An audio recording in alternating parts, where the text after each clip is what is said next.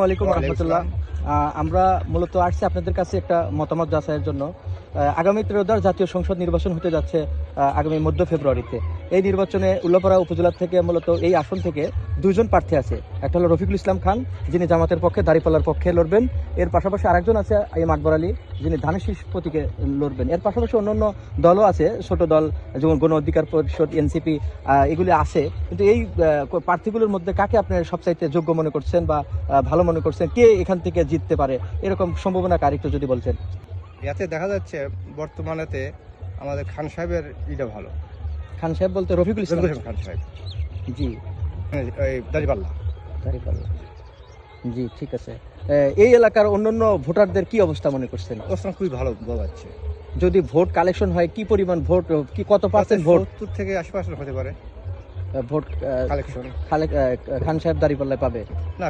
খান সাহেব হয়তো 60%। যা ভোট কালেকশন হবে তার 60% বা 80% যদি কালেকশন হয় তাহলে 60% খান সাহেব পাবে। জি জি জি, যে ধন্যবাদ। কাছে জানতে চাচ্ছি যে রফিকুল ইসলাম খান এবং আকবর আলী এই আসন থেকে লড়বেন, আপনি কাকে যোগ্য মনে করছেন? আর কি, আমি রফিকুল ইসলাম খানকে যোগ্য মনে করছি। তার কারণ হলো যে বিএনপি এর আগে পাঁচবার সন্ত্রাসীতে ফার্স্ট হয়েছে, বিদেশ থেকে সন্ত্রাসীতে ফার্স্ট হয়েছে। আমরা একবার ইসলামী রাষ্ট্র দেখতে চাই এবং সৎ লোক দেখতে চাই, এটাই আমার। জি, ধন্যবাদ। আপনি এই এলাকা থেকে কাকে আপনার আসলে এগিয়ে রয়েছে, আপনার কাছে কি মনে হচ্ছে? আসসালামু আলাইকুম ওয়া রাহমাতুল্লাহি ওয়া বারাকাতুহু।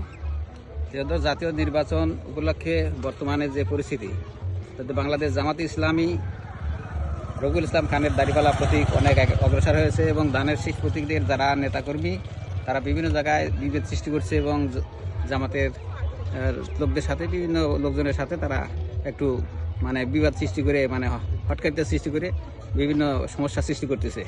এজন্য দেখা যাচ্ছে যে বেশিরভাগ লোকজনের মুখে একই কথা, যে সামনে আমরা সব দল দেখছি, এবার আমরা জামাতে ইসলাম বাংলাদেশ রফিকুল ইসলাম খানকে আমরা ভোট দেব এবং বিপুল পরিমাণে ভোট দিয়ে তারা বিজয় অর্জন করবে, এই আশাই এলাকার প্রত্যাশা। এবং জনগণ সবাই চুপচাপ মেরে বসে আছে, যে ওদের অত্যাচারে কথা বলতে পারতেছে না এবং বিভিন্নভাবে তারা বলতেছে যে আমরা জামাতকে সমর্থন দিচ্ছি এবং জামাতে ইসলাম বাংলাদেশ জামাতে ইসলাম উদুনিয়া ইউনিয়ন থেকে সর্বোচ্চ ভোট পাবে ইনশাআল্লাহ। এবার কে আসলে বিজয় হতে পারে, কাকে ভোট দিবেন আপনারা? জামাতে দিবেন। জি জি, এবার তো আমরা হিন্দু ধরেই দেবো।